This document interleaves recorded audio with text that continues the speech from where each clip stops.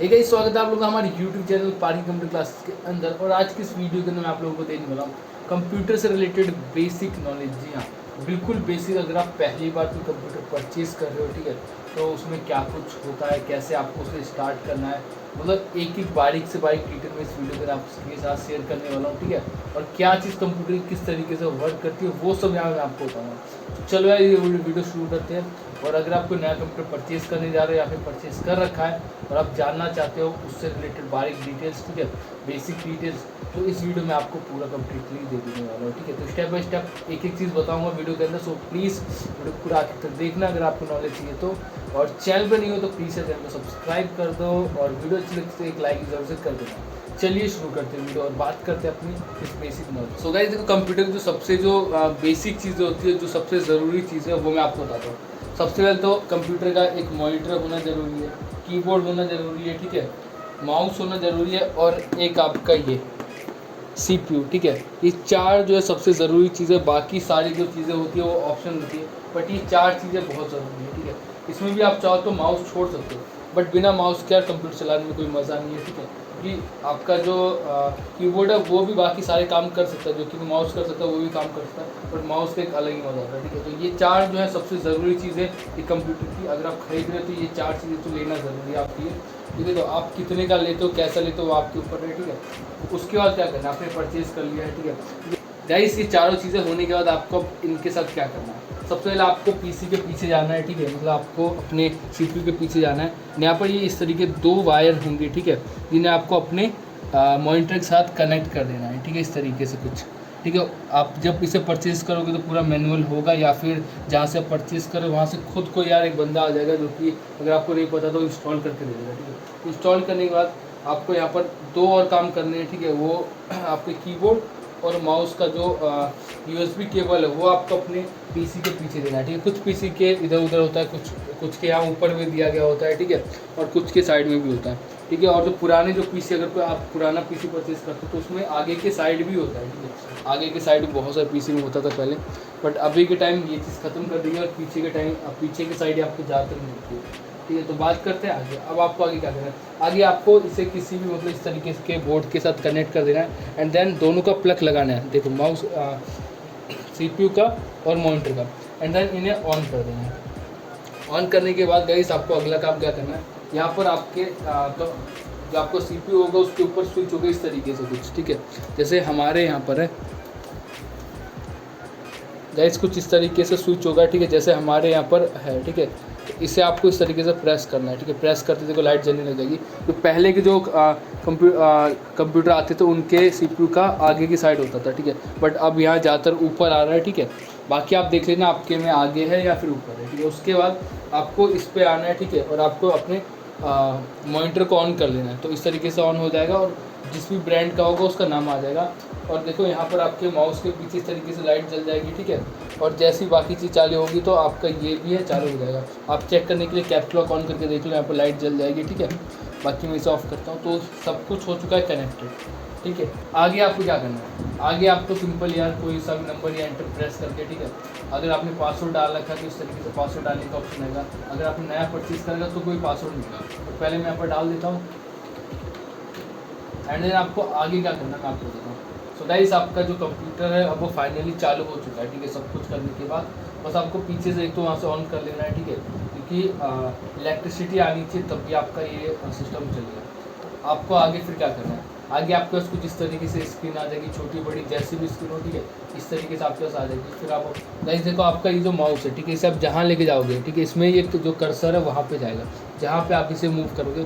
पीछे आप चाहो तो एक माउस पैड रख सकते हो, ठीक है। माउस पैड नहीं है तो आप चाहो तो इसे नीचे भी इस तरीके से चला सकते हो, उसकी कोई दिक्कत नहीं हो, तब भी सही चलेगा, ठीक है। बट माउस पैड है तो और अच्छा है, क्योंकि इससे ये स्मूथली रन करेगा, ठीक है। और भी अगर आप कुछ अटैच करना चाहते हो, जैसे मैंने यहाँ पर एक माइक्रोफोन अटैच कर रखा है, तो पीछे की साइड आपको मतलब 3-4 एक्स्ट्रा पोर्ट मिल जाते हैं, ठीक है, जिनकी वजह से आप लोग और भी चीज़ों को अटैच कर सकते हो, जैसे स्पीकर करना आपको, ठीक है, और भी चीज़ें आप अटैच कर सकते हो। और साथ में देखो, आज के टाइम जो कंप्यूटर आते हैं, ठीक है, उनके ऊपर आपको ऑडियो जैक मिलता है 3.5 mm वाला, ठीक है, जो कि पहले के टाइम नहीं मिलता था। तो इस तरीके से आपको 3.5 mm वाला ऑडियो जैक मिलता है, ठीक है, जो कि पहले के कंप्यूटर में नहीं आता था, पहले के CPU में नहीं आता था। और इस तरीके से ऊपर की साइड भी कुछ एक्स्ट्रा आपको पोर्ट मिल जाते हैं, जिससे आप लोग और भी चीज़ें अटैच कर सकते हैं। अपने फ़ोन को आपको कनेक्ट करना है, वाईफाई वगैरह यूज़ करने के लिए, वो भी काम आप कर सकते हैं। देखो एक और वीडियो आएगी इस वीडियो के बाद, जिसमें मैं आपको ये बताऊँ कि जो बेसिक कंप्यूटर होते हैं, ठीक है, उनके अंदर आप लोग वाईफाई कैसे कनेक्ट कर सकते हैं। जिसमें वाईफाई का ऑप्शन नहीं होता, उसके अंदर आप कैसे वाईफाई यूज़ कर सकते हैं, वो मैं आपको अगली वीडियो में बताऊँगा, क्योंकि कल आने वाली है, ठीक है। अब गाइस आगे आपको क्या करना है, ये चीज़ मैंने आपको बता दी। देखो आप जहाँ पे अपना माउस ले जाओगे, ये तो इसे कर्सर कहते हैं, ठीक है, ये माउस के अकॉर्डिंग चलता है। जैसे आप लोग अपने माउस को चलाओगे वैसे ही चलेगा। होगा क्या इसमें गाइस, इसमें भी 2-3 चीज़ें हैं, ठीक है। एक तो इसमें यह है राइट क्लिक, इसे राइट क्लिक कहते हैं, इसे लेफ़्ट क्लिक कहते हैं। राइट क्लिक, लेफ़्ट क्लिक, ठीक है। और ये बीच में होता है ये स्क्रॉलिंग करने के लिए, ठीक है। और इसे आप लोग प्रेस भी कर सकते हो, ठीक है, इसे आप लोग प्रेस भी कर सकते हो। इसे आप स्क्रॉल करोगे, ठीक है, और प्रेस भी करोगे। कुछ माउस में ये गोल सा भी आता है, ठीक है, ऐसे होता है, तो आपके में कैसा आप देख लेना। और इसे आप प्रेस भी कर सकते हो। तो एक तरीके से 1, 2, ठीक है, 3 और 4 बटन आपके एक्चुअली में हो जाती है, जो कि यहाँ पर वर्क करती है, ठीक है। आगे आपको क्या करना, अगर आपको कोई भी सॉफ्टवेयर अपने कंप्यूटर के अंदर खोलना है, ठीक है, मान लो मुझे यहाँ से क्रोम खोलना है, तो मुझे डबल क्लिक करना है। मुझे लेफ़्ट साइड में डबल क्लिक करना है, लेफ़्ट में। देखो जैसे मैं लेफ़्ट में डबल क्लिक करूँगा तो मेरा जो भी सॉफ्टवेयर खुल जाएगा, ठीक है। सो गाइस कोई भी देखो सॉफ्टवेयर आप खोलोगे तो आपको 3 यहाँ ऑप्शन मिलेंगे, क्लोज का, ठीक है, और ये है इसकी मदद से, इस वाले ऑप्शन की वजह से आप लोग मतलब इन्हें अलग अलग मतलब एक विंडो में कई सारे मतलब सॉफ्टवेयर चला सकते हैं एक स्क्रीन के अंदर। तो ये ज़्यादा काम करनी है तो इसे स्किप करना।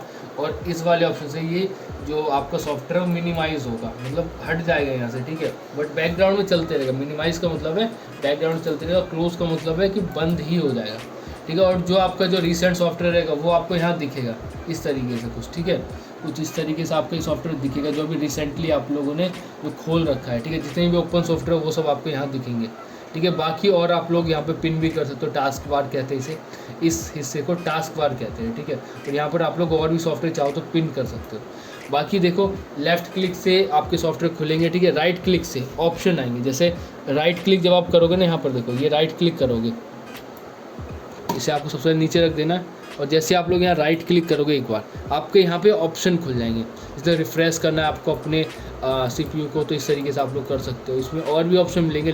लेफ़्ट क्लिक ऑप्शन के लिए होता है, ठीक है, और राइट क्लिक से आपको कोई भी सॉफ्टवेयर खोलने के लिए होता है ज़्यादातर, सिंपल भाषा में आप समझ लो, ठीक है। या बहुत सारी मिल जाएंगी। और आपका सॉफ्टवेयर जैसे लैग वगैरह कर रहा है ना, ठीक है, मतलब आपका CPU, तो आप इसे रिफ़्रेश कर लो, ठीक है। इस बात तो गई माउस की, माउस तो आप लोग समझ गए, ठीक है। सो गाइस बात करते हैं अब हम लोग कीबोर्ड की, ठीक है। कीबोर्ड में यार काफ़ी सारी चीज़ें, अगर आप लोग कीबोर्ड सही से चलाना सीख जाओ तो 20-30 हज़ार 40 हज़ार की जॉब आपको आराम से मिल जाएगी, ठीक है। कीबोर्ड में देखो सबसे ज़रूरी चीज़ क्या है, पहले टाइपिंग आपको अच्छी आनी चाहिए, ठीक है। आराम से आपको अच्छी खासी जॉब इससे मिल जाएगी। सर अगर आपके पास कंप्यूटर है तो प्रैक्टिस ज़रूर करना, ठीक है, टाइपिंग की। बट फिलहाल मैं बेसिक चीज़ें बताता हूँ कीबोर्ड से रिलेटेड वो क्या है। उसके लिए मैं सबसे पहले यार नोटपैड खोल देता हूँ, ठीक है। नोटपैड रिसेंट है मेरे पास, तो नोटपैड ओपन कर लेता हूँ, इसे पूरा कर लेता हूँ, ठीक है, पूरी स्क्रीन में खोल लेता हूँ। देखो अब है क्या यहाँ पर, अब आपका माउस का यूज़ नहीं यहाँ पर ज़्यादा, ठीक है। आपको यहाँ कीबोर्ड का यूज़ करना है। देखो ये जो कीज़ है ये टाइपिंग के काम आती है, ABCD वगैरह, ठीक है, नंबर्स हैं, ठीक है, ये आपके लिखने काम आती है। आपने कुछ लिख लिया, ठीक है, आपसे कुछ गलत हो गया, आप उसे डिलीट करना चाहते हो, तो यहाँ पर 2 ऑप्शन है डिलीट करने के लिए। एक है बैक स्पेस, ये एरो वाला बटन है, इसे कहते हैं बैक स्पेस। इसे जब आप करोगे तो ऊपर देखो, जैसे मैं से एक बार क्लिक करूँगा तो ये इस तरीके से डिलीट होगा, मतलब ये पीछे से डिलीट करता है। और एक ऑप्शन यहाँ पर मिलेगा डिलीट। अगर आप डिलीट पे क्लिक करोगे, देखो आपको कुछ डिलीट नहीं होगा।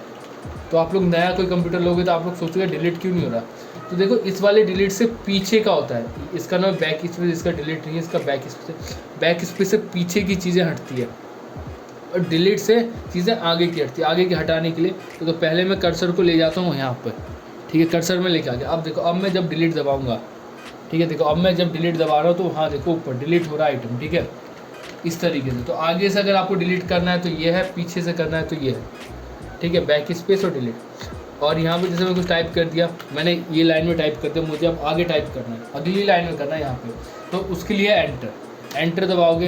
ये देखो अब जैसे एंटर दबाओगे तो आपका जो देखो कर्सर नीचे जाता जाएगा, नीचे जाता जाएगा, ठीक है। इसे हटाते हैं। और भी बहुत सारी चीज़ें, जैसे आपको अभी नॉर्मल जो कीबोर्ड आप लाओगे तो आपकी जो टाइपिंग में ज़्यादातर यही होगी, ठीक है, स्मॉल लेटर में। अगर आपको कैपिटल करना है तो आपको कैप्स लॉक दबाना है।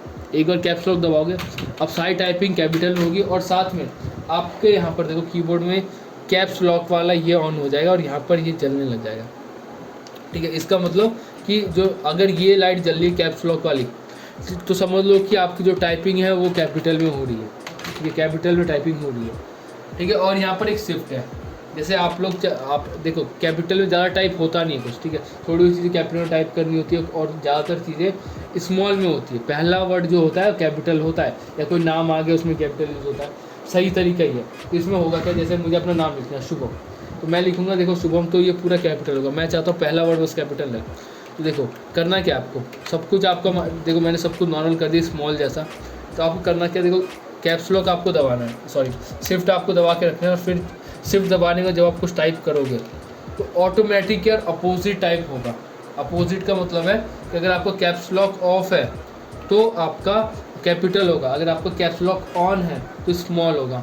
और साथ में शिफ्ट दबा के, जैसे आप देखोगे आपके कीबोर्ड में बहुत सारे और भी ऑप्शन मिलेंगे, एक की इसके ऊपर दो नाम है, बट आप जब टाइप करोगे तो यहाँ पर आपको एक चीज़ ही दिखेगा। ठीक है, जैसे 1 दबा तो 1 ही दिख रहा है, लेकिन मुझे एक्सक्लेमेशन मार्क चाहिए, तो वो कैसे दिखेगा, उसे ही दिखने के लिए शिफ्ट का यूज़ करते हैं। जब शिफ्ट दबाओगे ना तो आपके कीबोर्ड में जिस भी बटन के साथ कोई दूसरी बटन होगी वो वर्क करेगी। जैसे शिफ्ट दबा के मुझे डॉलर का साइन चाहिए, लेकिन जब मैं लिख रहा हूँ तो 4 आ रहा है।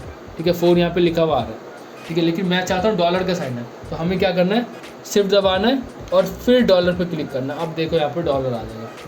ठीक है, इस तरीके से देखो, थोड़ा सा मैं इस तरीके से आपको दिखाता हूँ। शिफ्ट दबाया, मुझे ये चाहिए परसेंटेज वाला साइन, तो ये देखो परसेंटेज आ गया। तो शिफ्ट दबा करके आप लोग अपने कीबोर्ड का जो सेकेंडरी की है वो ऑन कर लेते हो। ठीक है, मतलब एक की के अंदर कई सारी ऐसी की जिनमें एक के साथ 2 रहता है, तो ये चीज़ें इस तरीके से वर्क करती है शिफ्ट दबा के।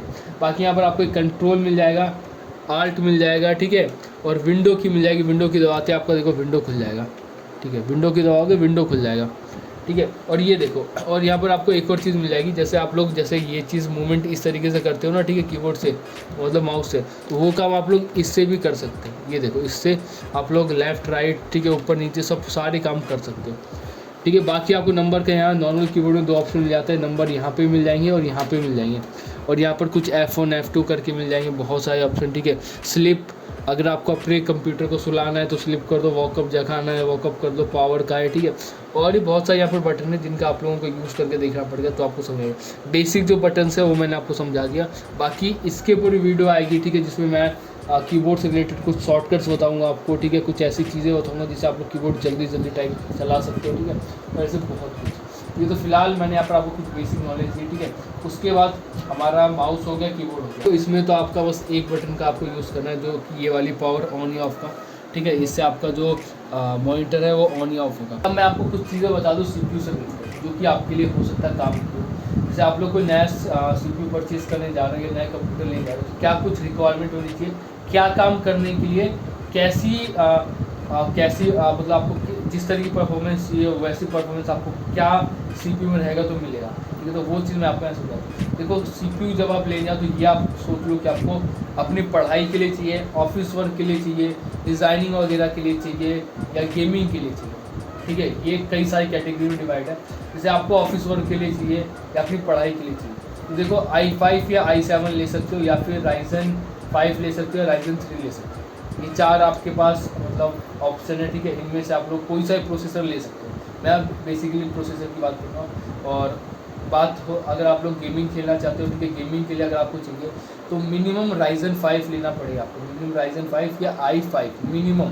ठीक है, नहीं तो i7 या Ryzen 5 कम से कम आपको लेके चलना पड़ेगा अगर आप गेम खेलना चाहते हो तो। और साथ में अगर मैं बात करूँ ग्राफिक कार्ड की, तो ग्राफिक कार्ड आपको लेना पड़ेगा अगर आप गेम खेलना चाहते हो या कोई ग्राफिक डिज़ाइनिंग करना चाहते हो, तो ग्राफिक कार्ड ज़रूरी है। और जो कम से कम आपकी जो सिस्टम की रिक्वायरमेंट है वो पूरा होना चाहिए। ठीक है, वो करने के लिए आपको कम से कम जो रैम है वो 8 GB आपको कम से कम लेके चलना पड़ेगा अगर आप लोग गेमिंग के लिए, ग्राफिक डिज़ाइनिंग के लिए कर रहे हो। ठीक है, और SSD मिनिमम या 512 लेके चलो। ठीक है, और हार्ड डिस्क की बात करूँ तो 1 TB। ठीक है, और ऑफिस वर्क है, ठीक है, तो ग्राफिक कार्ड की कोई ज़रूरत नहीं है। ठीक है, प्रोसेसर i3 रहेगा तो भी काम हो जाएगा, पढ़ाई के लिए चाहिए तो i3 है तो भी काम चल जाएगा। ठीक है, उसके साथ साथ अगर आप देखो ऑफिस वर्क के स्टूडेंट के लिए चाहिए किसी, तो रैम 4 भी है तो भी ठीक है, बट 2 कम से कम 4 लेना। ठीक है, कुछ भी काम करना तो 4 GB रैम लेके चलना आप लोग। ठीक है।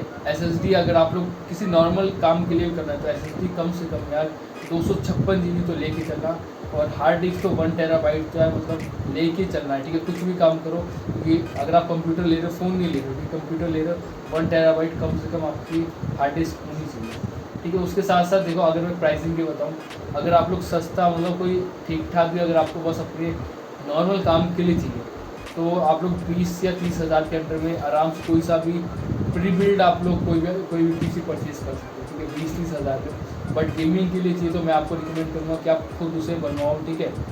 और किसी नॉर्मल काम के लिए इसे परचेज़ कर लो, ठीक है, या लैपटॉप की तरफ भी आप जा सकते हो, क्योंकि लैपटॉप देखो सस्ता मिल जाता है as compare to computer. Laptop बहुत सस्ता मिलता है, ठीक है, मैंने ये चीज़ देखा है।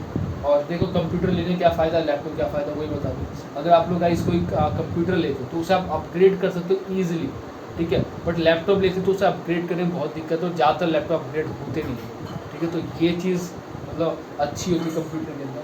बट लैपटॉप में फ़ायदा आपको मिल जाता है, आप लोग कहीं उसे कैरी करके ले जा सकते हो। कंप्यूटर को कैरी नहीं कर सकते इसलिए, कहीं आपको जाना है, अगर आप घर शिफ्ट कर रहे हो तभी आप इसे ले जा सकते हो, अदरवाइज़ इसे कहीं भी ले जाना है, इतना बड़ा डब्बा, ठीक है, इतना बड़ा डब्बा और साथ में ये चीज़ें, इन्हें कहीं भी कैरी करना है यार, मतलब बहुत मुश्किल है, ठीक है। ख़राब हो सकता है, ठीक है, डैमेज हो जाए कहीं पे, या कहीं टूट टाट जाए, तो कुछ भी हो सकता है। तो बाकी यार मैंने आपको इस वीडियो के अंदर कंप्यूटर से रिलेटेड बेसिक नॉलेज दे दी, और परचेज़ करना चाहते हो, ठीक है, तो मैं कुछ आइटम्स के लिंक भी आपको दे दूँगा।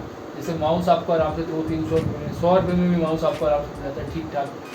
कीबोर्ड की बात करूँ, कीबोर्ड आपको 200-300 में आराम से नॉर्मल कीबोर्ड मिल जाता है, ठीक है। और बाकी ये दो चीज़ें तो वो आपके ऊपर है, ठीक है, मॉनिटर या CPU, वो आपके ऊपर आप कौन सा लेते हो। बाकी आज की इस वीडियो में बस इतना ही। वीडियो अगर आपको अच्छी लगे लाइक कर देना, और मिलते किसी न्यू वीडियो के साथ, तब तक के लिए जय हिंद, वंदे मातरम।